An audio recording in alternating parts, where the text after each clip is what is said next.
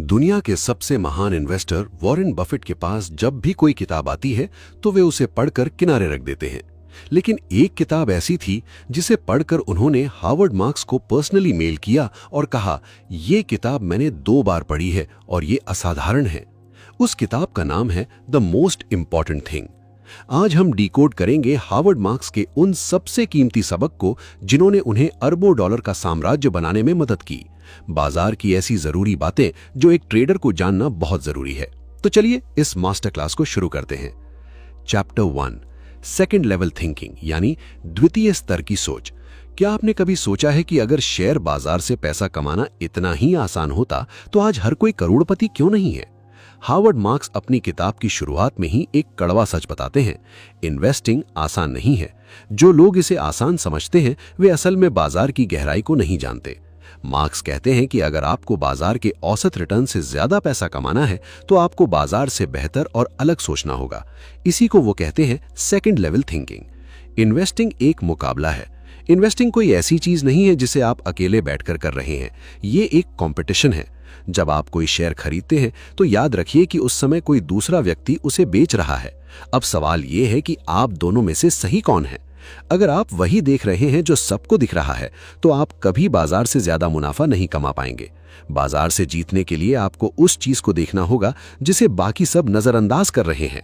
प्रथम स्तर बनाम द्वितीय स्तर की सोच यानी आसान भाषा में हार्वर्ड मार्क्स ने इन्वेस्टर्स को 2 हिस्सों में बांटा है।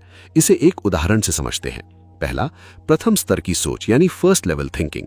ये वो सोच है जो 90% लोगों के पास होती है।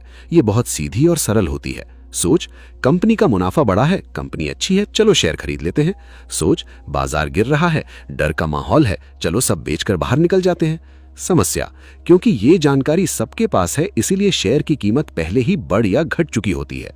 इसमें कोई सीक्रेट नहीं है, इसीलिए इसमें बड़ा पैसा भी नहीं है। दूसरा, द्वितीय स्तर की सोच यानी सेकंड लेवल थिंकिंग। ये सोच गहरी और बहुत पेचीदा होती है। ये सिर्फ क्या दिख रहा है उस पर यकीन नहीं करती। सोच, हाँ कंपनी का मुनाफा बढ़ा है, लेकिन क्या बाजार ने इसकी कीमत जरूरत से ज्यादा बढ़ा दी है? क्या लोग बहुत ज्यादा उम्मीद लगा बैठे हैं? अगर उम्मीद से थोड़ा भी कम हुआ तो ये शेयर बुरी तरह गिरेगा। सोच, सब डरे हुए हैं और कौड़ियों के दाम में शेयर बेच रहे हैं। इसका मतलब है कि अब खरीदारी का सबसे अच्छा समय है क्योंकि बाजार हद से ज्यादा निराश है। भीड़ से अलग होने की जिद। मार्क्स का एक सीधा सा नियम है, अगर आप वही काम करेंगे जो सब कर रहे हैं तो आपको वही रिजल्ट मिलेगा जो सबको मिल रहा है। अगर आप बाजार के इंडेक्स को कॉपी करेंगे तो आप कभी बाजार को पछाड़ नहीं पाएंगे। आपको भीड़ से अलग होना ही पड़ेगा।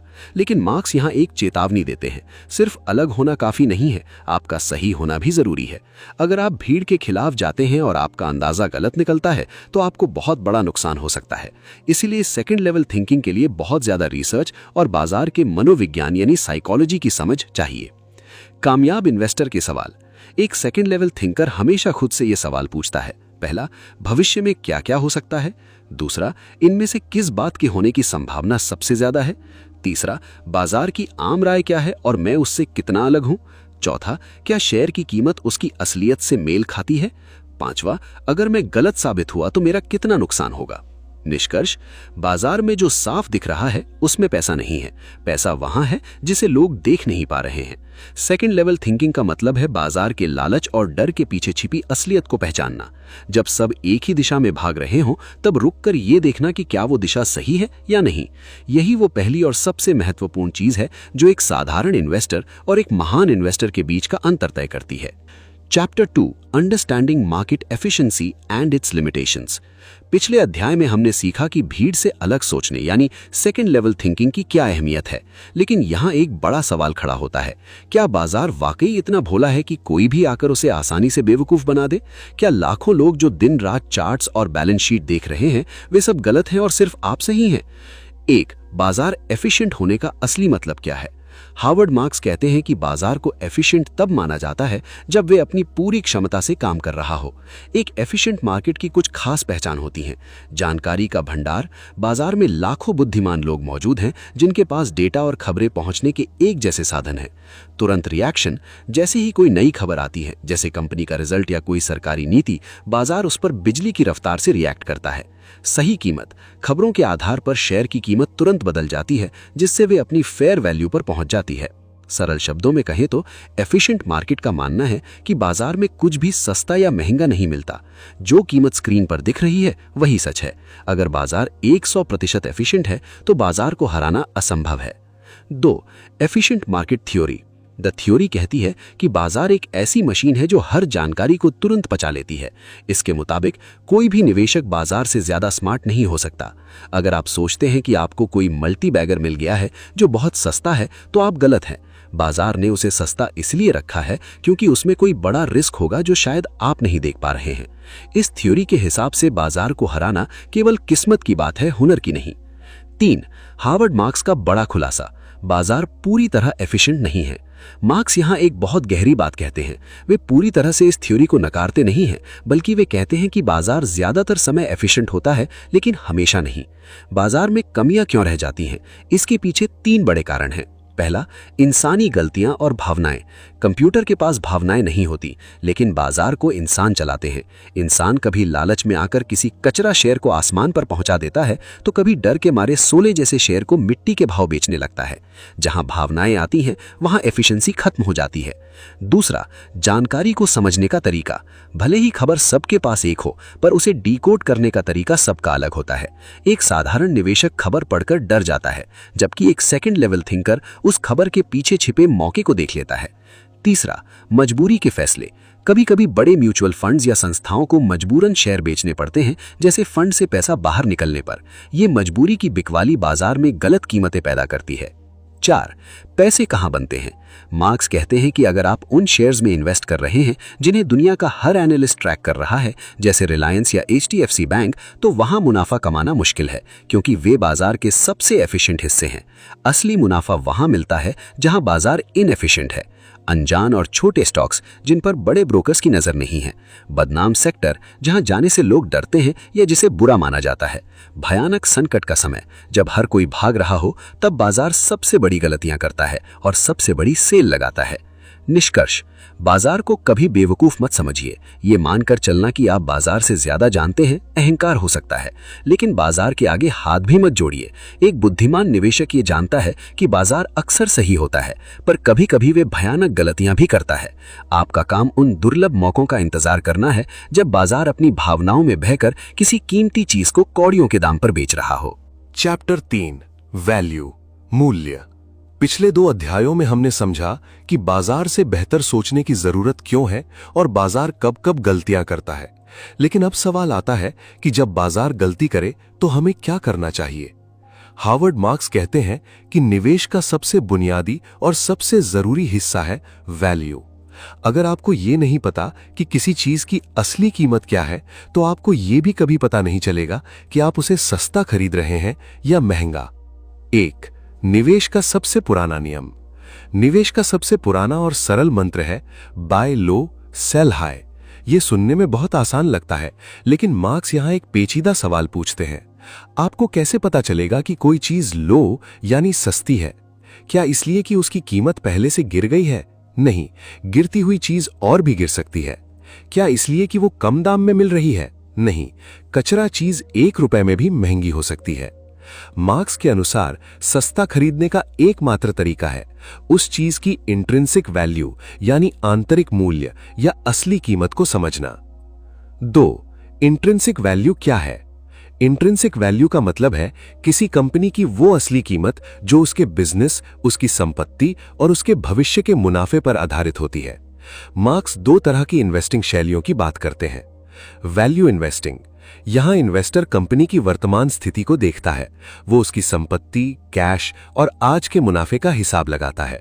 अगर बाजार उस कंपनी को उसकी आज की असली कीमत से कम पर बेच रहा है तो वैल्यू इन्वेस्टर उसे खरीद लेता है। ग्रोथ इन्वेस्टिंग, यहां इन्वेस्टर कंपनी के भविष्य पर दांव लगाता है। उसे आज की कीमत से ज्यादा इस बात में दिलचस्पी है कि कंपनी आने वाले 5-10 सालों में कितनी बड़ी होगी।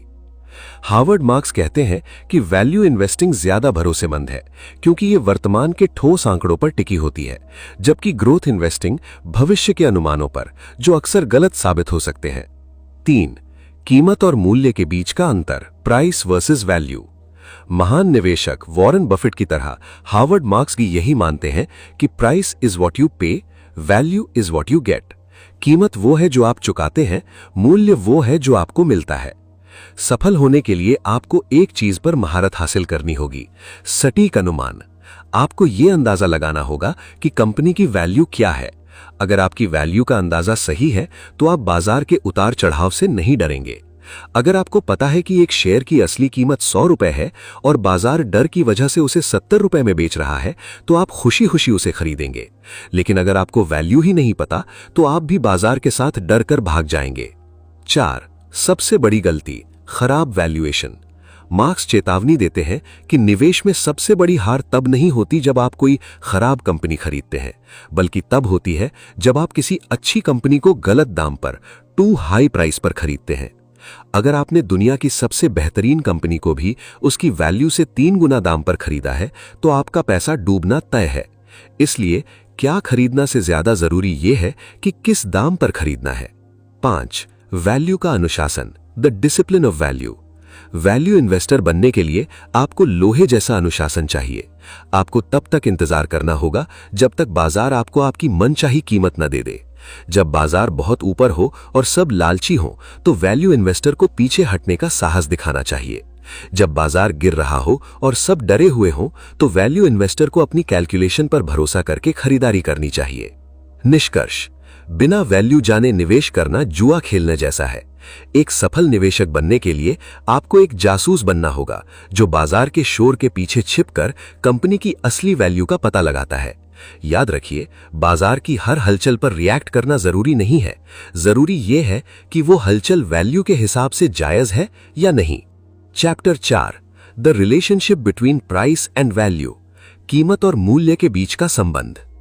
पिछले चैप्टर में हमने जाना कि वैल्यू क्या है, लेकिन इन्वेस्टिंग की दुनिया का सबसे बड़ा सच यह है कि सिर्फ एक अच्छी कंपनी ढूंढ लेना काफी नहीं है। असली मुनाफा इस बात पर निर्भर करता है कि आपने उस कंपनी के लिए कितनी कीमत चुकाई है। 1. सबसे बड़ा नियम, कीमत ही सब कुछ है। हार्वर्ड मार्क्स का एक बहुत मशहूर वाक्य है, कोई भी एसेट चाहे वो कितना भी अच्छा हो, अगर उसे बहुत ऊंची कीमत पर खरीदा जाए तो वो एक बुरा निवेश बन जाता है। वहीं दूसरी ओर, कोई भी एसेट चाहे वो कितना भी खराब क्यों ना हो, अगर उसे बहुत कम दाम पर लिया जाए तो वो एक बेहतरीन निवेश बन सकता है। इन्वेस्टिंग की सफलता क्या खरीदने में नहीं है, बल्कि कितने में खरीदने में है। बाजार में सबसे सुरक्षित निवेश वो नहीं है जिसकी क्वालिटी सबसे अच्छी है, बल्कि वो है जिसकी कीमत यानी प्राइस उसकी असली वैल्यू के मुकाबले बहुत कम है। 2. बाजार की मनोवैज्ञानिक स्थिति, psychology of price. Harvard marks समझाते हैं कि कीमत हमेशा वैल्यू के आसपास नहीं रहती, वो किसी पेंडुलम की तरह इधर उधर डोलती रहती है। ऐसा क्यों होता है? अति उत्साह, ओवर ऑप्टिमिज्म। जब बाजार में सब खुश होते हैं और खबरें अच्छी होती हैं तो लोग लालच में आकर किसी भी कीमत पर शेयर खरीदने को तैयार हो जाते हैं। यहां कीमत वैल्यू से बहुत ऊपर निकल जाती है, इसे हम बबल कहते हैं। अति निराशा, ओवर पेसिमिज्म। जब बाजार गिरता है और चारों तरफ डर का माहौल होता है तो लोग घबराहट में अच्छे से अच्छे शेयर को भी औने पौने दाम पर बेचने लगते हैं। यहां कीमत वैल्यू से बहुत नीचे गिर जाती है। 3. सस्ता और कम कीमत में अंतर। मार्क्स चेतावनी देते हैं कि गिरती हुई कीमतों को देखकर यह मत समझिए कि चीज सस्ती हो गई है। एक स्टॉक जो 1000 से गिरकर 500 रुपए पर आ गया है वो अभी भी महंगा हो सकता है अगर उसकी असली वैल्यू केवल 200 रुपए हो। वहीं एक स्टॉक जो 100 रुपए से बढ़कर 200 रुपए पर पहुंच गया है वो अभी भी सस्ता हो सकता है अगर उसकी असली वैल्यू 500 रुपए हो। सफल निवेशक वही है जो बाजार के शोर को सुनकर नहीं बल्कि अपनी कैलकुलेशन को देखकर फैसला लेता है। 4. निवेश में सुरक्षा कहां है, the margin of safety. Harvard marks के अनुसार सबसे सुरक्षित निवेश वो होता है जिसमें मार्जिन ऑफ सेफ्टी हो। इसका मतलब है कि आप किसी चीज को उसकी असली वैल्यू से काफी कम दाम पर खरीदें। अगर आपने 100 रुपए की चीज 60 रुपए में खरीदी है तो बाजार में थोड़ा बहुत उतार चढ़ाव आने पर भी आपका पैसा सुरक्षित रहेगा। लेकिन अगर आपने 100 रुपए की चीज 150 रुपए में खरीदी है तो छोटी सी भी बुरी खबर आपका बड़ा नुकसान करा सकती है। निष्कर्ष, एक बेहतरीन निवेशक वो नहीं है जो हर बढ़ते हुए स्टॉक के पीछे भागता है, बल्कि वो है जो तब तक हाथ बांध कर बैठा रहता है जब तक कि बाजार उसे कोई ऐसी डील न दे दे जहां कीमत वैल्यू से बहुत कम हो। याद रखिए, अच्छी इन्वेस्टिंग अच्छी चीजें खरीदना नहीं है बल्कि चीजों को अच्छे दाम पर खरीदना है। चैप्टर 5, अंडरस्टैंडिंग रिस्क, जोखिम को समझना। इन्वेस्टिंग की दुनिया में सबसे ज्यादा इस्तेमाल होने वाला शब्द है रिस्क, लेकिन मजे की बात यह है कि इसे सबसे कम समझा जाता है। ज्यादातर लोग समझते हैं कि रिस्क ज्यादा तो रिटर्न ज्यादा, पर हार्वर्ड मार्क्स कहते हैं कि यह निवेश की सबसे बड़ी गलतफहमी है। 1. रिस्क की असली परिभाषा क्या है? अकादमिक दुनिया या थ्योरी की किताबों में कहा जाता है कि वॉलेटिलिटी यानी उतार चढ़ाव ही रिस्क है, लेकिन हार्वर्ड मार्क्स इसे सिरे से नकारते हैं। वे कहते हैं रिस्क का असली मतलब है स्थायी रूप से पैसा खोने की संभावना, the possibility of permanent loss of capital. अगर कोई शेयर ऊपर नीचे हो रहा है तो वो रिस्क नहीं है, वो बाजार का स्वभाव है। असली रिस्क तब है जब आप ऐसी स्थिति में फंस जाएं जहां आपका पैसा वापस आने की कोई गुंजाइश न रहे। 2. रिस्क और रिटर्न का असली रिश्ता। अक्सर कहा जाता है कि high risk equals to high return. Marks कहते हैं कि ये ग्राफ आधा सच है। अगर ज्यादा रिस्क लेने से हमेशा ज्यादा रिटर्न मिलता तो फिर वो रिस्क कहलाता ही क्यों? फिर तो हर कोई रिस्क लेता। असली सच ये है कि ज्यादा रिस्क लेने का मतलब है कि आपके पास रिटर्न मिलने की संभावनाओं का दायरा बढ़ गया है। इसमें बहुत बड़ा मुनाफा भी हो सकता है, लेकिन बहुत बड़ा नुकसान होने की संभावना भी उतनी ही ज्यादा होती है। 3. रिस्क कहां से आता है? मार्क्स एक बहुत ही विरोधाभासी बात कहते हैं। रिस्क तब सबसे ज्यादा होता है जब सबको लगता है कि रिस्क है ही नहीं। जब बाजार बहुत महंगा हो, जब हर कोई उत्साहित हो, कीमतें आसमान पर हों और लोग कहें कि अब बाजार कभी नहीं गिरेगा, तब सबसे बड़ा रिस्क पैदा होता है, क्योंकि उस समय कीमतें अपनी असल वैल्यू से बहुत दूर जा चुकी होती हैं। जब बाजार बहुत सस्ता हो, इसके विपरीत जब हर कोई डरा हुआ होता है और कहता है कि सब कुछ खत्म हो जाएगा, तब रिस्क असल में सबसे कम होता है, क्योंकि कीमतें पहले से ही इतनी गिर चुकी होती हैं कि वहां से और नीचे जाने की जगह बहुत कम बचती है। 4. रिस्क को मापना असंभव है। मार्क्स कहते हैं कि रिस्क को किसी गणितीय फॉर्मूला से नहीं मापा जा सकता। रिस्क केवल तब देखा जा सकता है जब नुकसान हो चुका हो। यह एक मनोवैज्ञानिक चीज है। एक सेकंड लेवल थिंकर आंकड़ों के पीछे नहीं भागता, बल्कि वो ये देखता है कि क्या लोग बहुत ज्यादा आशावादी हो रहे हैं, क्या शेयर की कीमत में सुरक्षा का मार्जिन बचा है, क्या हर कोई एक ही दिशा में दाव लगा रहा है। 5. निष्कर्ष। रिस्क को पहचाने बिना रिटर्न की बात करना बेकार है। हार्वर्ड मार्क्स के अनुसार एक महान निवेशक वो नहीं है जो सबसे ज्यादा रिटर्न कमाता है, बल्कि वो है जो कम रिस्क लेकर अच्छा रिटर्न कमाता है। आपका काम रिस्क से भागना नहीं है, बल्कि उसे अंडरस्टैंड करना और कंट्रोल करना है। याद रखिए, बाजार में टिके रहना ही जीतने की पहली शर्त है। चैप्टर 6 रिकॉग्नाइजिंग रिस्क यानी जोखिम को पहचानना। पिछले चैप्टर में हमने समझा कि रिस्क क्या है, लेकिन रिस्क के बारे में जानना एक बात है और उसे बाजार में असली समय पर पहचानना यानी रिकॉग्नाइज दूसरी बात। हार्वर्ड मार्क्स कहते हैं कि ज्यादातर निवेशक तब रिस्क को पहचानते हैं जब उनका पैसा डूब चुका होता है। नंबर 1, रिस्क का सबसे बड़ा स्रोत अति उत्साह यानी ओवर ऑप्टिमिज्म। मार्क्स एक बहुत ही विरोधाभासी बात कहते हैं कि रिस्क तब सबसे ज्यादा होता है जब हर कोई ये मान लेता है कि रिस्क खत्म हो गया है। जब बाजार लंबे समय तक ऊपर जाता है तो लोगों का आत्मविश्वास अहंकार में बदल जाता है।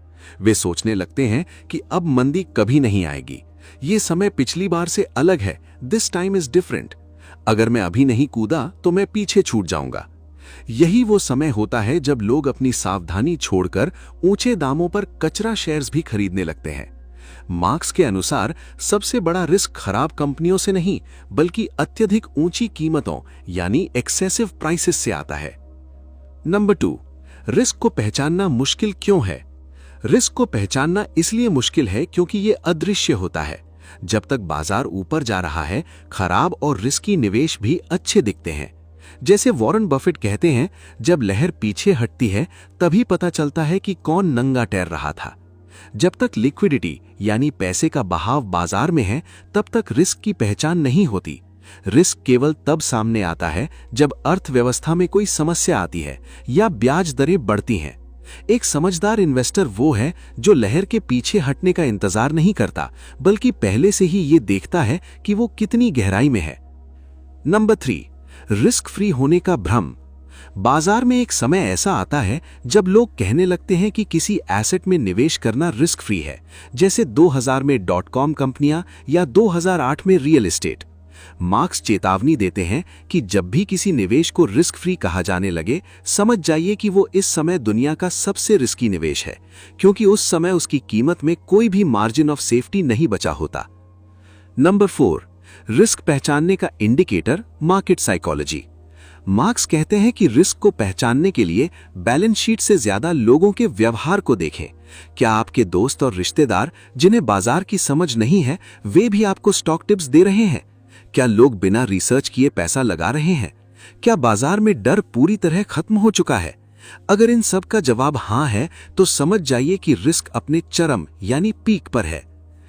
निष्कर्ष: हार्वर्ड मार्क्स के अनुसार रिस्क पहचानना एक क्वालिटी है। इसके लिए आपको बाजार के शोर से दूर होकर ठंडी दिमाग से ये सोचना होगा कि क्या आज जो कीमत आप चुका रहे हैं वो भविष्य के जोखिमों को कवर करती है।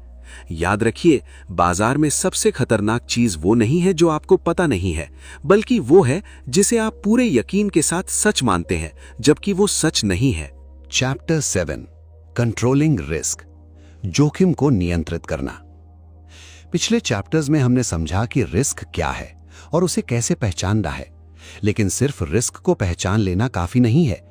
निवेश की दुनिया में असली महानता इसमें नहीं है कि आप रिस्क से भागें, बल्कि इसमें है कि आप उसे कंट्रोल कैसे करते हैं। 1. रिस्क से बचना बनाम रिस्क को कंट्रोल करना। मार्क्स एक बहुत ही बारीक अंतर समझाते हैं। रिस्क से बचने का मतलब है निवेश ही न करना या सिर्फ कैश लेकर बैठे रहना, लेकिन इससे आपको कोई रिटर्न नहीं मिलेगा। वहीं रिस्क को कंट्रोल करने का मतलब है बाजार में उतरना, अवसर ढूंढना, लेकिन यह सुनिश्चित करना कि अगर चीजें गलत होती हैं तो आपका नुकसान बहुत कम हो। मार्क्स के अनुसार बेहतरीन निवेशक वो है जो बाजार के गिरने पर कम से कम पैसा खोता है, लेकिन बाजार के ऊपर जाने पर उसका हिस्सा जरूर बनता है। 2. रिस्क कंट्रोल एक अदृश्य उपलब्धि। मार्क्स एक बहुत ही दिलचस्प बात कहते हैं। रिस्क कंट्रोल का नतीजा अक्सर दिखाई नहीं देता। जब बाजार ऊपर जा रहा होता है तो रिस्क कंट्रोल करने वाला निवेशक शायद थोड़ा बोरिंग या पीछे लग सकता है, क्योंकि उसने बहुत ज्यादा रिस्क नहीं लिया, लेकिन उसकी असली ताकत तब दिखती है जब बाजार क्रैश होता है। इसे एक उदाहरण से समझते हैं। एक घर का बीमा तब तक बेकार लगता है जब तक घर में आग न लगे, लेकिन जिस दिन आग लगती है वो बीमा ही आपकी सबसे बड़ी संपत्ति बन जाता है। रिस्क कंट्रोल भी ठीक वैसा ही है। 3. मार्जिन ऑफ सेफ्टी का जादू। हार्वर्ड मार्क्स के लिए रिस्क को कंट्रोल करने का सबसे बड़ा हथियार है मार्जिन ऑफ सेफ्टी। इसका मतलब है ऐसी कीमत पर खरीदना जो इतनी कम हो कि भविष्य में अगर कोई गलती भी हो जाए या कंपनी के नतीजे थोड़े खराब भी आएं, तब भी आपको बड़ा नुकसान ना हो। अगर आप किसी चीज को उसकी असली वैल्यू से बहुत नीचे खरीदते हैं तो आप अपने रिस्क को मैकेनिकल तरीके से कंट्रोल कर रहे होते हैं। 4. रक्षात्मक निवेश defensive investing. Marks defensive investing पर बहुत जोर देते हैं। उनका मानना है कि निवेश का खेल जीतने से ज्यादा हारने से बचने का है। खराब निवेशों से बचें। अगर आप अपने पोर्टफोलियो से कचरा और बहुत ज्यादा रिस्की स्टॉक्स को बाहर रखते हैं तो आपका रिटर्न अपने आप औसत से बेहतर हो जाएगा। गलतियों को कम करें। मार्क्स कहते हैं कि आपको हर बॉल पर छक्का मारने की जरूरत नहीं है, बस ये ध्यान रखिए कि आप आउट ना हो। निष्कर्ष: हार्वर्ड मार्क्स के अनुसार रिस्क कंट्रोल करना एक निरंतर चलने वाली प्रक्रिया है। ये कोई ऐसी चीज नहीं है जिसे आप एक बार करें और भूल जाएं। आपको हर निवेश में ये देखना होगा कि आपकी डाउनसाइड कितनी सुरक्षित है। याद रखिए, लंबे समय में बाजार में टिके रहने वाले लोग वही होते हैं जो रिस्क को गले नहीं लगाते, बल्कि उसे अपनी उंगलियों पर नचाते हैं। Chapter 8, being attentive to cycles, बाजार के चक्रों पर ध्यान देना। क्या आपने कभी गौर किया है कि बाजार कभी भी एक सीधी रेखा में नहीं चलता? वो कभी ऊपर जाता है तो कभी नीचे। हार्वर्ड मार्क्स कहते हैं कि बाजार का ये उतार चढ़ाव कोई इत्तेफाक नहीं है, बल्कि ये एक चक्र यानी साइकिल है जो खुद को बार बार दोहराता है। मार्क्स के अनुसार जो निवेशक चक्रों को नजरअंदाज करता है, बाजार उसे कड़ी सजा देता है। 1. चक्रों की अनिवार्यता, cycles are inevitable. Howard Marks का मानना है कि दुनिया में लगभग हर चीज साइक्लिक है। सूरज उगता है और ढलता है, मौसम बदलते हैं और अर्थव्यवस्था भी कभी बढ़ती है तो कभी सुस्त पड़ती है। बाजार में कभी भी हमेशा के लिए तेजी या हमेशा के लिए मंदी नहीं रह सकती। मार्क्स एक बहुत ही जरूरी बात कहते हैं, चक्र कभी खत्म नहीं होते, वे सिर्फ अपना रूप बदलते हैं। अगर बाजार बहुत ज्यादा ऊपर चला गया है तो उसे नीचे आना ही होगा, ये गुरुत्वाकर्षण जैसा अटल नियम है। 2. चक्र क्यों बनते हैं? The cause of cycles. Marks के अनुसार बाजार के चक्रों के पीछे का सबसे बड़ा कारण इंसानी स्वभाव है। जब अर्थव्यवस्था अच्छी होती है तो लोग बहुत ज्यादा कॉन्फिडेंट हो जाते हैं, वे जरूरत से ज्यादा उधार लेते हैं, ज्यादा खर्च करते हैं और बिना सोचे समझे निवेश करते हैं। यही अति बाजार को ऊपर ले जाती है। लेकिन फिर जब चीजें उम्मीद के मुताबिक नहीं होती तो वही लोग अचानक डर जाते हैं, वे अपनी संपत्तियां बेचने लगते हैं, उधार चुकाने के लिए भागते हैं और घबराहट में बाजार को नीचे गिरा देते हैं। इंसानों का अति उत्साह और अति डर ही इन चक्रों को जन्म देता है। 3. चक्र के 2 मुख्य नियम। नियम नंबर 1, ज्यादातर चीजें लंबे समय में एक औसत की तरफ वापस आती हैं। अगर कोई शेयर बहुत ज्यादा महंगा हो गया है तो वो वापस अपनी सही वैल्यू पर आएगा। नियम नंबर 2, बाजार में सबसे ज्यादा खतरा तब होता है जब लोग ये मान लेते हैं कि इस बार चीजें अलग हैं, दिस टाइम इट्स डिफरेंट। जब भी आप सुने कि अब बाजार कभी नहीं गिरेगा, समझ जाइए कि आप चक्र के सबसे ऊंचे और खतरनाक बिंदु पर खड़े हैं। 4. चक्र में हम कहां खड़े हैं? मार्क्स कहते हैं कि हम कभी भी ये भविष्यवाणी नहीं कर सकते कि भविष्य में क्या होगा, लेकिन हम ये जरूर जान सकते हैं कि वर्तमान में हम चक्र के किस हिस्से में हैं। खुद से ये सवाल पूछें। 1. क्या इस समय बैंक आसानी से लोन दे रहे हैं या लोन मिलना मुश्किल है? 2. क्या लोग बाजार के बारे में बहुत उत्साहित हैं या बहुत डरे हुए? 3. क्या नए आईपीओ हर रोज आ रहे हैं और महंगे बिक रहे हैं? अगर बाजार में पैसा बहुत आसानी से मिल रहा है और लोग बहुत ज्यादा रिस्क ले रहे हैं तो समझ जाइए कि चक्र पलटने वाला है। निष्कर्ष, हावर्ड मार्क्स के अनुसार आप चक्र को रोक नहीं सकते, लेकिन आप उसके लिए तैयार हो सकते हैं। एक समझदार निवेशक चक्र के चरम पर सावधान हो जाता है और जब चक्र अपने सबसे निचले स्तर पर होता है तब वो आक्रामक होकर निवेश करता है। याद रखिए, बाजार एक पेंडुलम की तरह है, जितना जोर से वो एक तरफ जाएगा उतनी ही तेजी से वो दूसरी तरफ वापस भी आएगा। Chapter 9, awareness of the pendulum, यानी पेंडुलम की समझ। पिछले चैप्टर में हमने बाजार के चक्रों के बारे में बात की थी, लेकिन उन चक्रों के पीछे जो असली ताकत काम करती है उसे हावर्ड मार्क्स पेंडुलम कहते हैं। जिस तरह एक पेंडुलम घड़ी में एक छोर से दूसरे छोर तक डोलता रहता है, बाजार भी भावनाओं के 2 सिरों के बीच झूलता रहता है। पेंडुलम के 2 छोर। हावर्ड मार्क्स कहते हैं कि बाजार का मनोविज्ञान कभी भी एक जगह स्थिर नहीं रहता, ये हमेशा इन 2 स्थितियों के बीच झूलता है। एक तरफ उत्साह, लालच और हद से ज्यादा भरोसा, दूसरी तरफ डर, घबराहट और सब कुछ खो देने की चिंता। जब पेंडुलम एक तरफ के चरम यानी एक्सट्रीम पर होता है तो बाजार बहुत महंगा हो जाता है, और जब वो दूसरी तरफ के चरम पर होता है तो बाजार बहुत सस्ता हो जाता है। मार्क्स के अनुसार बाजार अपना 90% समय इन 2 छोरों की यात्रा करने में ही बिताता है। संतुलन एक भ्रम है। आमतौर पर लोग सोचते हैं कि बाजार धीरे धीरे अपनी फेयर वैल्यू या संतुलन की तरफ बढ़ेगा और वहीं रुक जाएगा, लेकिन मार्क्स कहते हैं कि बाजार पेंडुलम की तरह है। वो बीच के बिंदु से गुजरता तो जरूर है, लेकिन वहां रुकता कभी नहीं। जैसे ही बाजार अपनी सही कीमत पर पहुंचता है, लोगों की भावनाएं, लालच या डर उसे धक्का देकर दूसरे छोर की ओर ले जाती हैं। इसलिए बाजार या तो जरूरत से ज्यादा महंगा होता है या जरूरत से ज्यादा सस्ता। पेंडुलम कैसे बदलता है? मार्क्स पेंडुलम के घूमने के 3 पड़ाव बताते हैं। पहला, शुरुआत, जब कुछ बहुत समझदार लोग ये देख लेते हैं कि चीजें सुधरने वाली हैं। दूसरा, प्रगति, जब ज्यादातर निवेशकों को यकीन हो जाता है कि सुधार हो रहा है। तीसरा, चरम, ये वो स्थिति है जब हर कोई ये मान लेता है कि चीजें हमेशा के लिए बेहतर रहेंगी। यही वो तीसरा पड़ाव है जहां पेंडुलम वापस मुड़ने के लिए तैयार होता है। जब हर कोई लालची हो चुका होता है तब बाजार में खरीदने वाला कोई नया व्यक्ति नहीं बचता और पेंडुलम वापस डर की तरफ भागने लगता है। पेंडुलम का फायदा कैसे उठाएं? हावर्ड मार्क्स के अनुसार एक सफल निवेशक बनने के लिए आपको इस पेंडुलम की स्थिति को पहचानना होगा।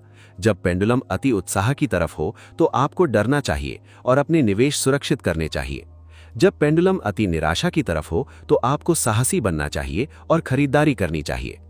मार्क्स चेतावनी देते हैं कि पेंडुलम के साथ बह जाना आसान है, लेकिन उसके खिलाफ खड़े होकर सोचना यानी सेकंड लेवल थिंकिंग ही असली पैसा बनाता है। निष्कर्ष, बाजार का पेंडुलम कभी भी बीच में नहीं रुकता, वो हमेशा एक अति से दूसरी अति की ओर भागता है। अगर आप ये समझ जाएं कि इस वक्त पेंडुलम किस तरफ झुका हुआ है, तो आप बाजार की अगली चाल को काफी हद तक भांप सकते हैं। याद रखिए, जब बाजार का पेंडुलम सबसे ऊंचाई पर होता है, तभी वो गिरने के लिए सबसे ज्यादा तैयार होता है।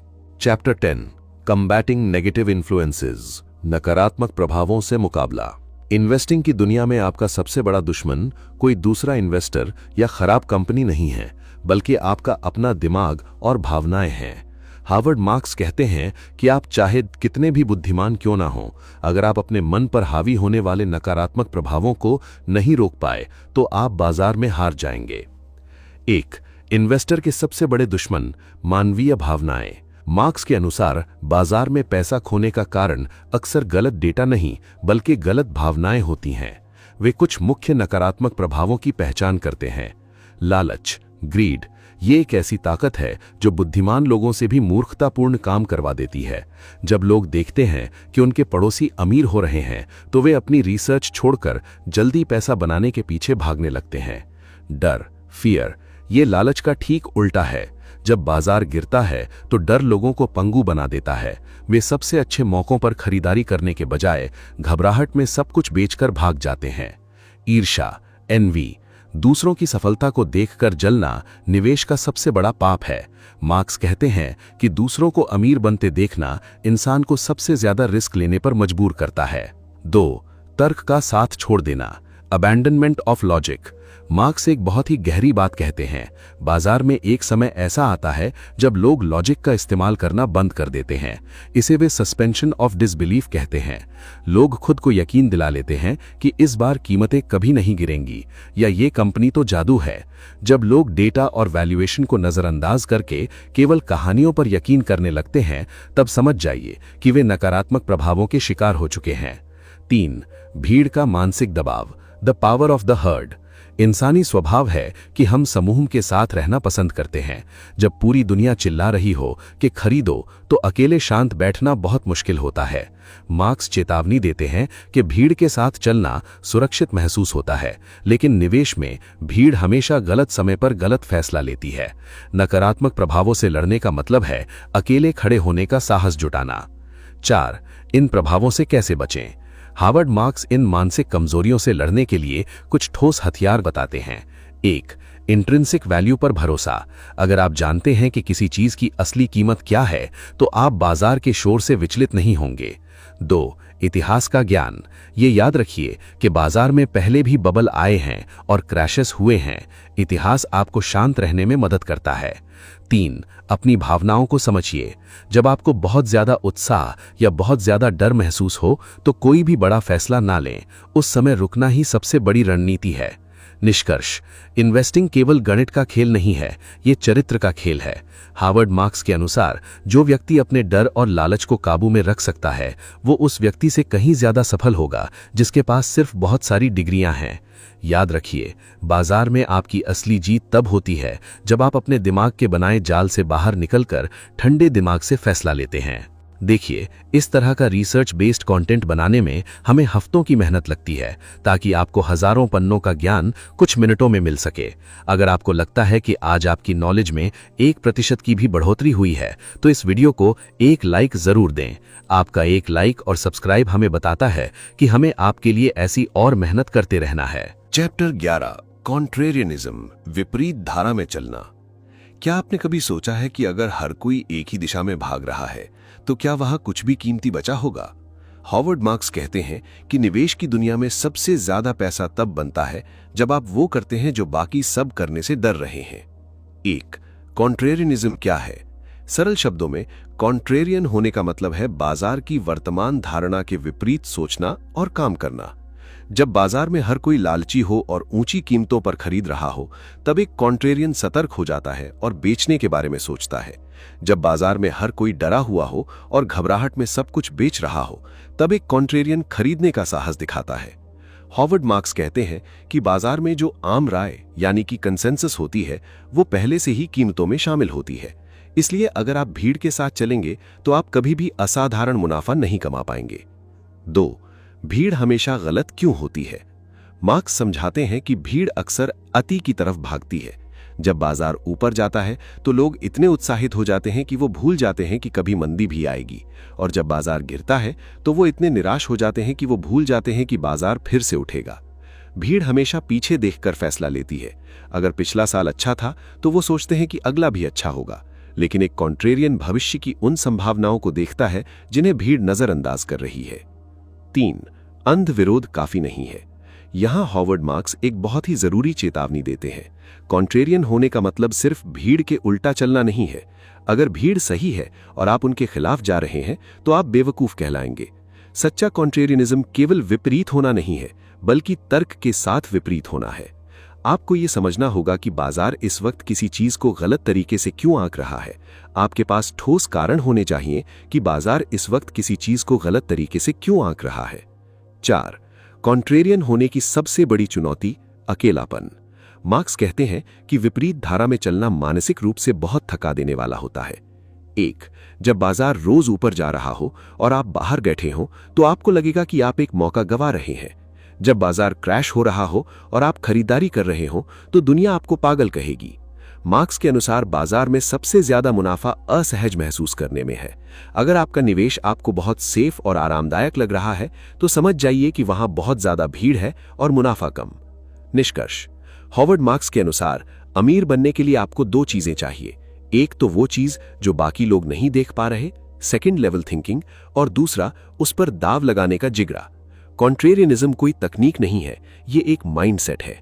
याद रखिए, इन्वेस्टिंग में वही चीज सबसे ज्यादा फायदेमंद होती है जिसे इस वक्त कोई भी खरीदना नहीं चाहता। चैप्टर 12, फाइंडिंग बार्गेन्स, सस्ते और कीमती सौदे ढूंढना। पिछले चैप्टर में हमने सीखा कि भीड़ के खिलाफ चलना क्यों जरूरी है, लेकिन भीड़ के खिलाफ जाने के बाद सवाल यह आता है कि हमें खरीदना क्या है। हॉवर्ड मार्क्स कहते हैं कि एक सफल निवेशक का काम एक शिकारी जैसा होता है जो बाजार के मलबे में छिपे हुए बार्गेन्स यानी सस्ते और कीमती सौदों को ढूंढता है। 1. बार्गेन का असली मतलब क्या है? मार्क्स के अनुसार एक बार्गेन स्टॉक वो नहीं है जिसकी कीमत कम है, बल्कि वो है जिसकी कीमत उसकी वैल्यू के मुकाबले बहुत कम है। इसे एक उदाहरण से समझते हैं। अगर आप 100 रुपए की चीज 95 रुपए में खरीदते हैं तो ये एक अच्छी डील है, लेकिन अगर आप 100 रुपए की चीज 50 रुपए में खरीद लेते हैं तो ये एक बार्गेन है। बार्गेन्स तब पैदा होते हैं जब बाजार किसी शेयर को लेकर अंधा हो जाता है और उसे उसकी असली कीमत से बहुत नीचे फेंक देता है। 2. बार्गेन कहां मिलते हैं? Where to look. Howard Marks कहते हैं कि अगर आप उन शेयर्स को ढूंढ रहे हैं जिन्हें हर कोई पसंद करता है तो आपको कभी बार्गेन नहीं मिलेगा। बार्गेन्स अक्सर उन जगहों पर मिलते हैं जहां लोग जाने से कतराते हैं। अलोकप्रिय स्टॉक्स, अनपॉपुलर स्टॉक्स, जिन्हें लोग बोरिंग समझते हैं या जिनके बारे में कोई बात नहीं कर रहा। बदनाम सेक्टर, वे कंपनियां या सेक्टर जिनसे लोग नफरत करते हैं, जैसे किसी घोटाले के बाद या किसी अस्थायी संकट के समय।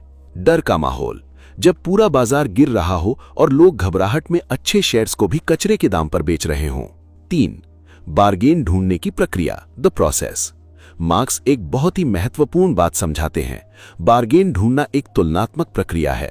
आपको ये नहीं देखना है कि क्या ये शेयर अच्छा है, बल्कि ये देखना है कि क्या ये शेयर बाजार में उपलब्ध बाकी सभी विकल्पों से सस्ता और बेहतर है। एक समझदार इन्वेस्टर हमेशा अलग अलग एसेट्स की तुलना करता है और अपना पैसा वहां लगाता है जहां जोखिम सबसे कम और रिटर्न की संभावना सबसे ज्यादा हो। 4. बार्गेन इन्वेस्टमेंट की सबसे बड़ी शर्त। हॉवर्ड मार्क्स चेतावनी देते हैं कि बार्गेन खरीदना आसान नहीं है, क्योंकि इसके लिए आपको असहज होना पड़ेगा। जब आप एक बार्गेन खरीदते हैं तो अक्सर वो स्टॉक गिर रहा होता है, बाजार की खबरें उसके खिलाफ होती हैं, आपके दोस्त उसे खरीदने पर आपका मजाक उड़ा सकते हैं।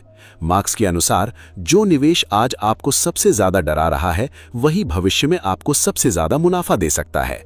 बार्गेन केवल तभी मिलता है जब बाजार में किसी बात को लेकर अति निराशा हो। निष्कर्ष: हार्वर्ड मार्क्स के अनुसार कोई भी एसेट अपने आप में बार्गेन नहीं होता, उसकी कीमत उसे बार्गेन बनाती है। एक महान निवेशक वो नहीं है जो भविष्य की भविष्यवाणी करता है, बल्कि वो है जो आज की बाजार में उन चीजों को पहचानता है जिन्हें बाजार ने गलती से डिस्काउंट पर डाल दिया है। याद रखिए, इन्वेस्टिंग में आप मुनाफा तब नहीं कमाते जब आप बेचते हैं, बल्कि आप मुनाफा तब कमाते हैं जब आप उसे सही और सस्ते दाम पर खरीदते हैं। चैप्टर 13, पेशेंट अपॉर्चुनिज्म, धैर्यवान अवसरवादिता। इन्वेस्टिंग की दुनिया में सबसे बड़ी चुनौती क्या है? चार्ट्स पढ़ना या बैलेंस शीट समझना? हॉवर्ड मार्क्स कहते हैं नहीं, सबसे बड़ी चुनौती है कुछ ना करना, यानी सही मौके का इंतजार करना। 1. अवसर ढूंढना बनाम अवसर का इंतजार करना। हॉवर्ड मार्क्स एक बहुत ही गहरी बात कहते हैं। ज्यादातर निवेशक बाजार में हर रोज एक नया मल्टी बैगर ढूंढने की कोशिश करते हैं। वे जबरदस्ती बाजार से मुनाफा निचोड़ना चाहते हैं। मार्क्स इसे गलत मानते हैं। वे कहते हैं कि आपको अवसर ढूंढने के बजाय अवसर को अपने पास आने देना चाहिए। इन्वेस्टिंग एक ऐसा खेल है जहां आपको पिच पर खड़े रहना है। अगर आज बाजार में कुछ भी सस्ता नहीं है तो सबसे बुद्धिमानी भरा फैसला है इंतजार करना। 2. No call strike zone. Marks यहां महान बेसबॉल खिलाड़ी टेड विलियम्स का उदाहरण देते हैं। बेसबॉल में अगर आप बॉल को नहीं मारते तो आप आउट हो सकते हैं, लेकिन इन्वेस्टिंग में ऐसा कोई नियम नहीं है। आप जितनी चाहे उतनी बॉल्स को छोड़ सकते हैं। बाजार आपको आउट नहीं कर सकता अगर आप कोई शेयर नहीं खरीदते। आपको सजा तब मिलती है जब आप गलत बॉल पर बल्ला घुमा देते हैं और अपना पैसा गंवा देते हैं। इसलिए जब तक कोई सुनहरा मौका आपकी नजरों के सामने ना आए तब तक अपने हाथ बांधकर बैठना ही सबसे बड़ी स्ट्रैटेजी है। 3. बाजार के दबाव से बचना। एक निवेशक पर कई तरह के दबाव होते हैं। पीयर प्रेशर, जब आपके दोस्त पैसा बना रहे हों और आप कैश पर बैठे हों। सेल्फ प्रेशर, ये महसूस करना कि मुझे कुछ तो करना चाहिए वरना मैं पीछे छूट जाऊंगा। मार्क्स चेतावनी देते हैं कि फोमो यानी फियर ऑफ मिसिंग आउट के चक्कर में किया गया निवेश अक्सर विनाशकारी होता है। जब बाजार महंगा हो तो कुछ न करना सबसे मुश्किल काम होता है, लेकिन वही सबसे ज्यादा मुनाफा देने वाला फैसला साबित होता है। 4. अवसरवादिता का मतलब। What it means to be opportunistic। धैर्य रखने का मतलब आलसी होना नहीं है। इसका मतलब यह है कि जब बाजार पैनिक में हो तब आपके पास कैश और साहस दोनों होने चाहिए। पेशेंट, जब बाजार में सब कुछ महंगा हो तब शांत बैठें। ऑपर्चुनिस्टिक, जब बाजार क्रैश हो और कीमतें कौड़ियों के दाम पर हों तब झपट पड़े। मार्क्स के अनुसार बाजार आपको हमेशा मौका देगा, बस आपको उस वक्त के लिए अपनी ताकत बचाकर रखनी है। निष्कर्ष, हॉवर्ड मार्क्स कहते हैं कि आपको बाजार से जबरदस्ती रिटर्न नहीं मांगना चाहिए। बाजार जब आपको रिटर्न देने को तैयार हो तभी उसे स्वीकार करें। इन्वेस्टिंग में एक्टिव होने से ज्यादा जरूरी अनुशासित होना है। याद रखिए, कभी कभी सबसे बेहतरीन निवेश वो होता है जिसे आपने कभी किया ही नहीं। Chapter 14, knowing what you don't know. अपनी अज्ञानता को पहचानना। क्या आपने कभी गौर किया है कि टीवी और यूट्यूब पर बैठे एक्सपर्ट्स कितनी आसानी से बता देते हैं कि अगले महीने बाजार कहां जाएगा? हॉवर्ड मार्क्स कहते हैं कि दुनिया में 2 तरह के लोग होते हैं। पहले वो जिन्हें नहीं पता कि भविष्य में क्या होगा, और दूसरे वो जिन्हें ये नहीं पता कि उन्हें नहीं पता कि उन्हें नहीं पता। पहला, भविष्यवाणी का भ्रम, the illusion of knowledge. Howard marks एक बहुत बड़ी हकीकत सामने रखते हैं। भविष्य के बारे में कोई भी सटीक भविष्यवाणी नहीं कर सकता, चाहे वो अर्थव्यवस्था हो, ब्याज दरें हों या बाजार की दिशा। वे कहते हैं कि बहुत से निवेशक ये मानते हैं कि वे भविष्य को कंट्रोल या प्रिडिक्ट कर सकते हैं, लेकिन असलियत में बाजार इतने सारे अनसर्टेन फैक्टर्स से बना है कि उन्हें मापना असंभव है। मार्क्स के अनुसार जो व्यक्ति ये कहता है कि मुझे पता है बाजार कल कहां होगा, वो या तो खुद को धोखा दे रहा है या आपको। दूसरा, I don't know school of thought. Howard marks खुद को आई डोंट नो स्कूल का छात्र मानते हैं। उनका कहना है कि सफल होने के लिए आपको भविष्य बताने की जरूरत नहीं है, आपको बस 2 चीजों के बीच का अंतर समझना होगा। क्या जानने योग्य है, व्हाट्स नोएबल, जैसे कंपनी की आज की वैल्यू, उसका बिजनेस मॉडल और उसका इतिहास। क्या जानने योग्य नहीं है, व्हाट्स अननोएबल, जैसे अगले साल मंदी आएगी या नहीं, या कोई युद्ध शुरू होगा या नहीं। मूर्ख निवेशक वो है जो अननोएबल के पीछे भागता है, जबकि समझदार निवेशक केवल उस डेटा पर फोकस करता है जो उसके सामने है। तीसरा, अहंकार का जोखिम, the danger of over confidence. Howard marks चेतावनी देते हैं कि सबसे ज्यादा नुकसान तब होता है जब आप अपनी किसी भविष्यवाणी को लेकर बहुत ज्यादा कॉन्फिडेंट हो जाते हैं। अगर आप पूरे यकीन के साथ मान ले कि बाजार बढ़ेगा और अपना सारा पैसा दांव पर लगा दें और बाजार गिर जाए तो आप बर्बाद हो जाएंगे। लेकिन अगर आप ये मानकर चलें कि मुझे नहीं पता भविष्य क्या है, तो आप हमेशा सुरक्षा का मार्जिन रखेंगे और बुरे वक्त के लिए तैयार रहेंगे। अपनी अज्ञानता को स्वीकार करना आपको अति जोखिम लेने से बचाता है। चौथा, तैयारी बनाम भविष्यवाणी, preparation versus prediction. Howard marks का मंत्र बहुत सीधा है, भविष्यवाणी मत कीजिए, तैयारी कीजिए। आपको ये जानने की जरूरत नहीं है कि बारिश कब होगी, आपको बस हमेशा अपने पास एक छाता रखना है। इन्वेस्टिंग में छाता रखने का मतलब है एक डाइवर्सिफाइड पोर्टफोलियो बनाना, अच्छे वैल्यूएशन पर खरीदना और हमेशा हाथ में कुछ कैश रखना ताकि मुश्किल समय में आप सुरक्षित रहें। निष्कर्ष, हॉवर्ड मार्क्स के अनुसार बाजार में टिके रहने का सबसे अच्छा तरीका यह है स्वीकार करना कि आप सब कुछ नहीं जानते। जब आप अपनी सीमाओं को पहचान लेते हैं तो आप उन गलतियों से बच जाते हैं जो बड़े बड़े दिग्गज कर बैठते हैं। याद रखिए, वही लोग बाजार में डूबते हैं जो ये सोचते हैं कि उन्हें सब पता है। जो ये जानता है कि उसे क्या नहीं पता, वो हमेशा सुरक्षित रहता है। Chapter 15, having a sense for where we stand, हम कहां खड़े हैं इसकी समझ। पिछले चैप्टर में हमने सीखा कि भविष्य की भविष्यवाणी करना असंभव है, लेकिन इसका मतलब ये नहीं है कि हमें अंधेरे में तीर चलाना चाहिए। हार्वर्ड मार्क्स कहते हैं कि भले ही हम ये ना जान सकें कि हम कहां जा रहे हैं, लेकिन हम ये जरूर जान सकते हैं कि इस वक्त हम कहां खड़े हैं। नंबर 1, भविष्यवाणी बनाम स्थिति का आकलन, प्रिडिक्शन वर्सेस असेसमेंट। मार्क्स एक बहुत बड़ा अंतर समझाते हैं।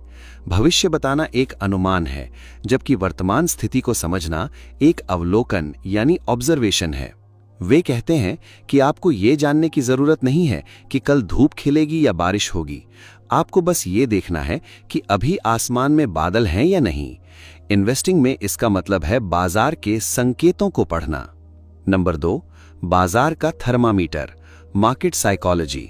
हार्वर्ड मार्क्स के अनुसार ये जानने के लिए कि हम कहां खड़े हैं, हमें 2 चीजों पर गौर करना चाहिए, अर्थव्यवस्था और मनोविज्ञान। मार्क्स ने एक चेकलिस्ट दी है जिससे आप समझ सकते हैं कि बाजार इस वक्त सुरक्षित है या खतरनाक। खतरनाक संकेत, जब बाजार ऊपर और महंगा हो।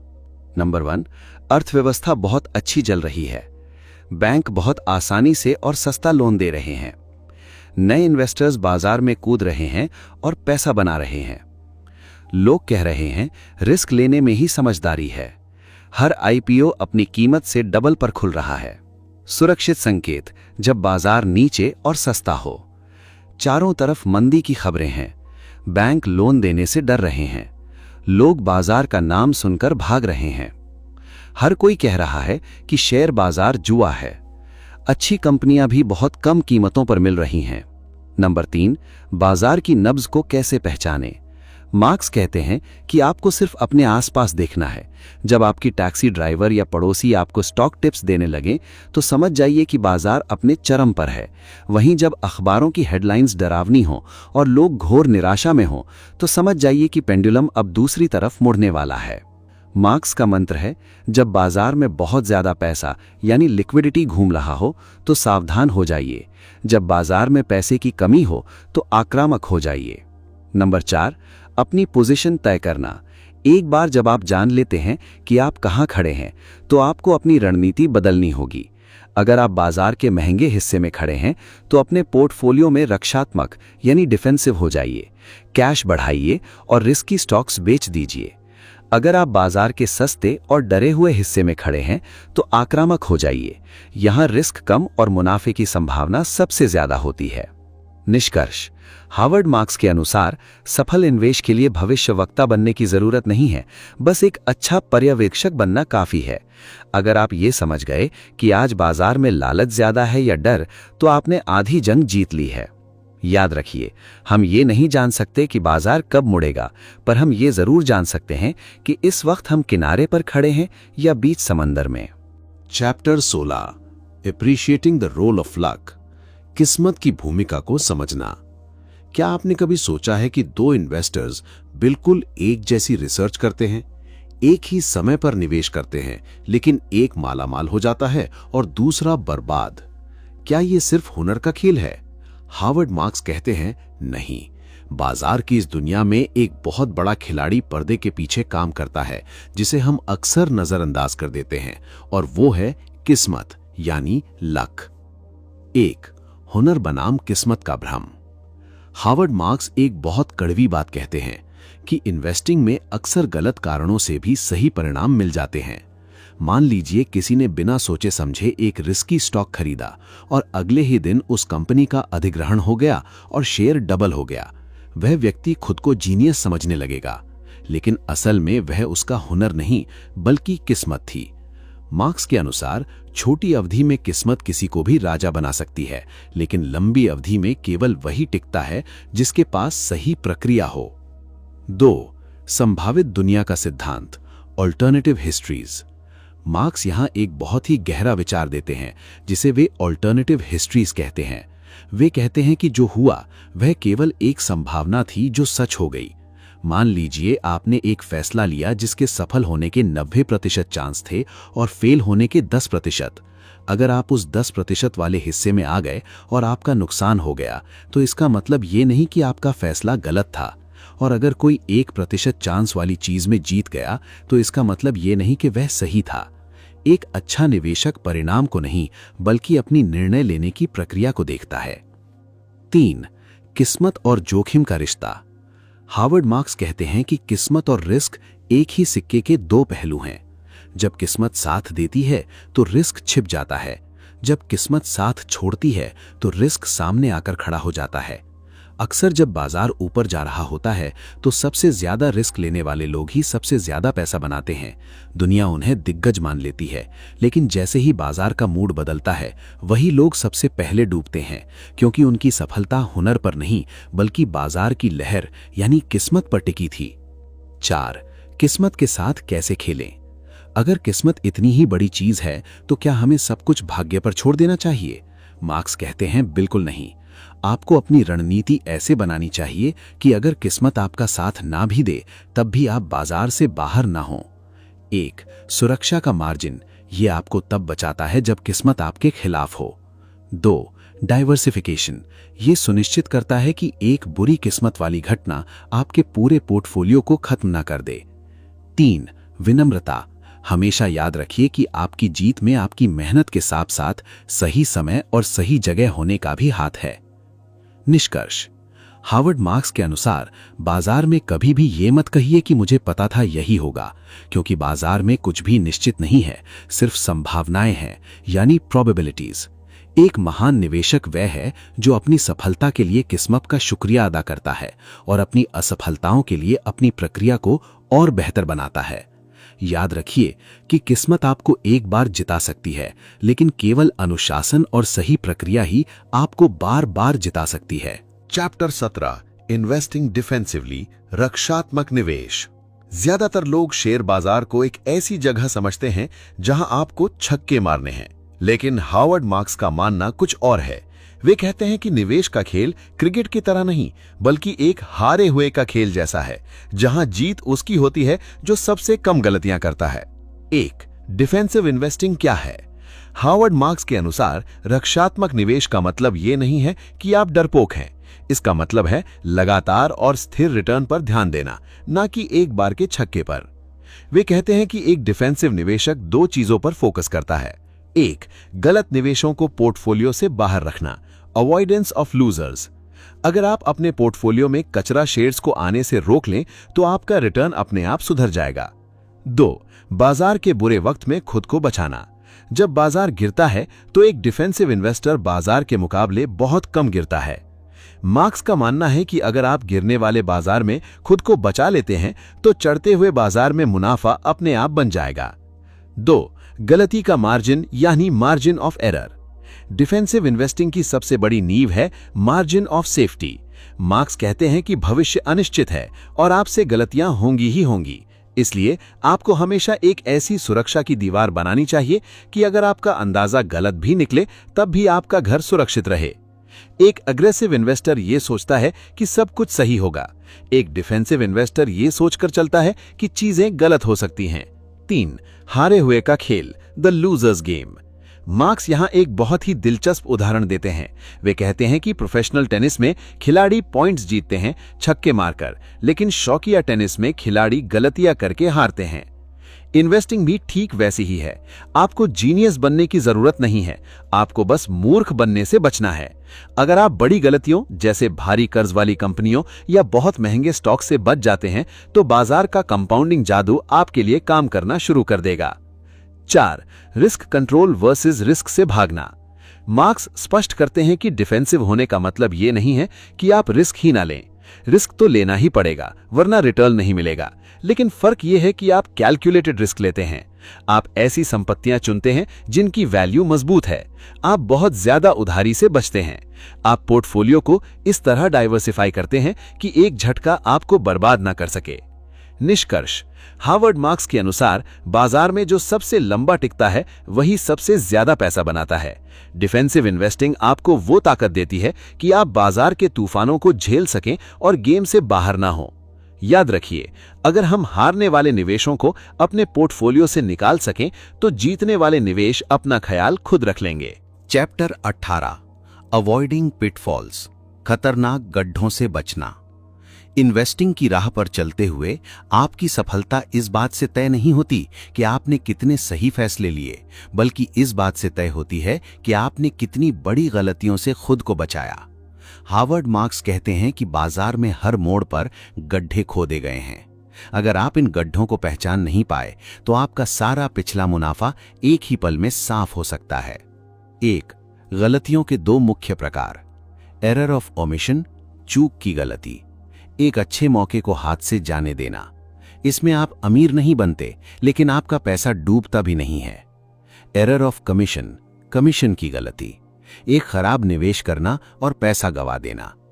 मार्क्स के अनुसार एक गंभीर निवेशक के लिए एरर ऑफ कमीशन यानी पैसा गवाना कहीं ज्यादा खतरनाक है। बाजार में अवसर तो फिर मिल जाएंगे, लेकिन खोई हुई पूंजी यानी कैपिटल वापस लाना बहुत मुश्किल होता है। 2.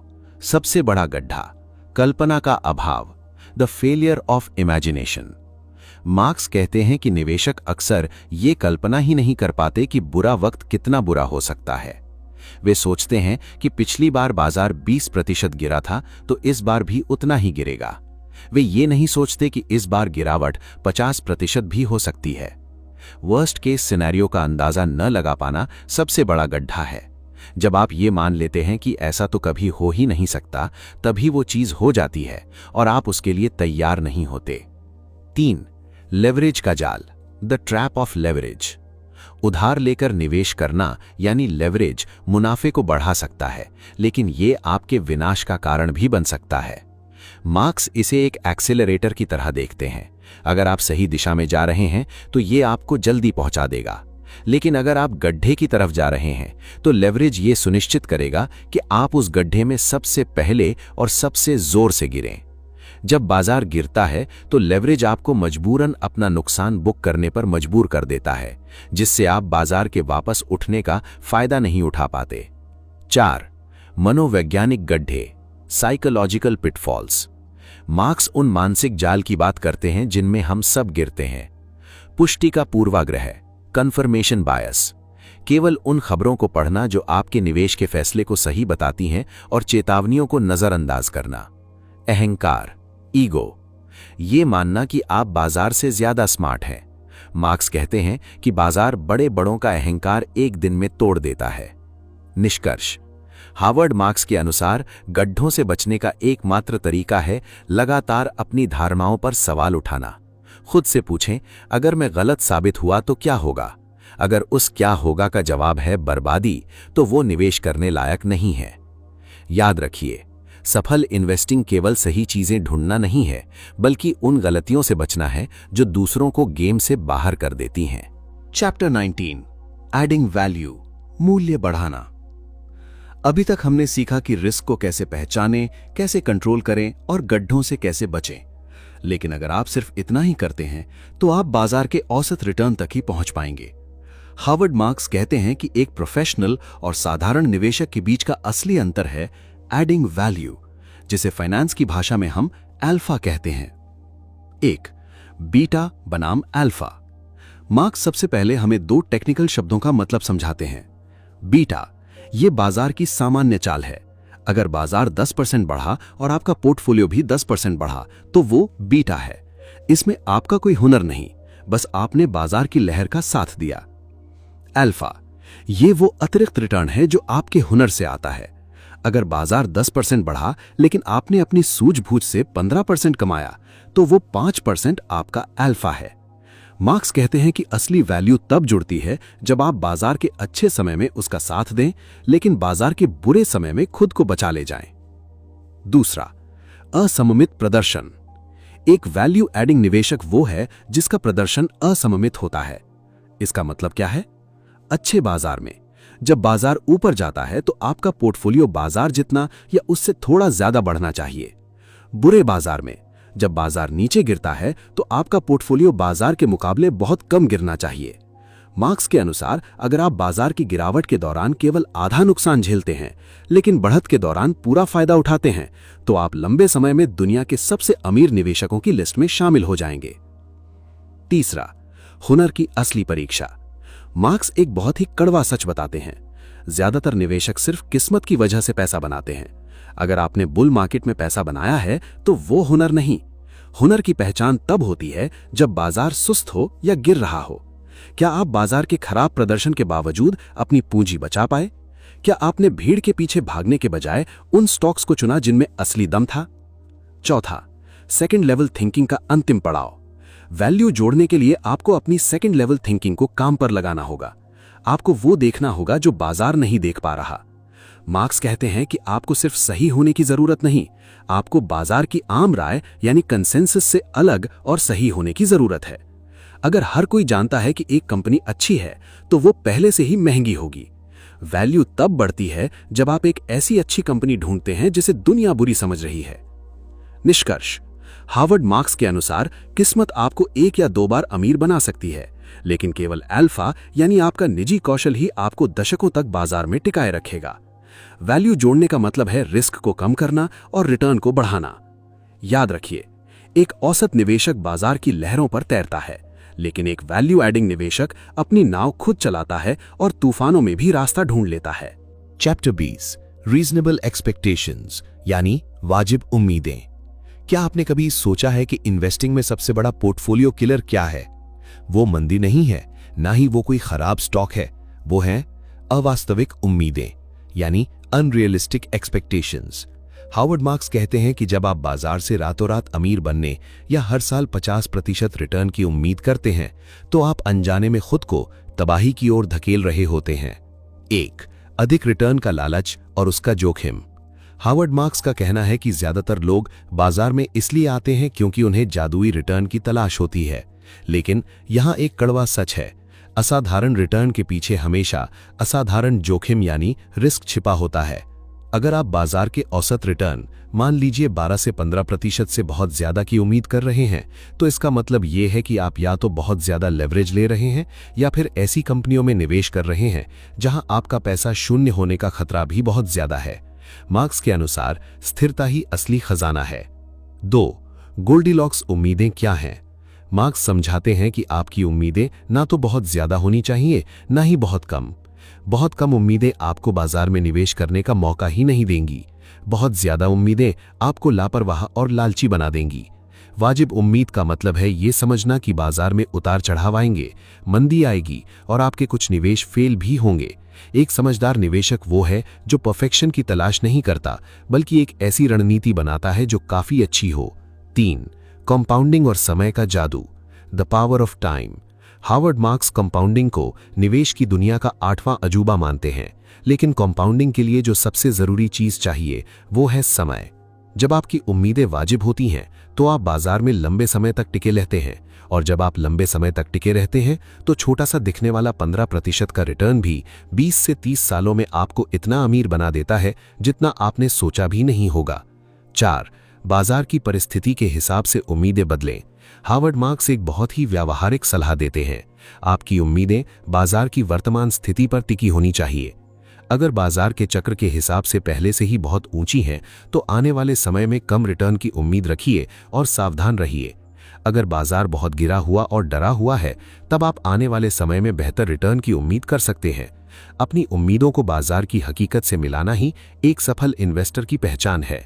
निष्कर्ष: हार्वर्ड मार्क्स के अनुसार इन्वेस्टिंग का मकसद सबसे तेज भागना नहीं है, बल्कि सबसे दूर तक जाना है। अगर आप वाजिब उम्मीदों के साथ बाजार में बने रहते हैं, तो आप उन गलतियों से बच जाएंगे जो जल्दी पैसा बनाने के चक्कर में लोग कर बैठते हैं। याद रखिए, इन्वेस्टिंग एक मैराथन है, स्प्रिंट नहीं। जो अपनी रफ्तार वाजिब रखता है, वही फिनिश लाइन तक पहुंचता है।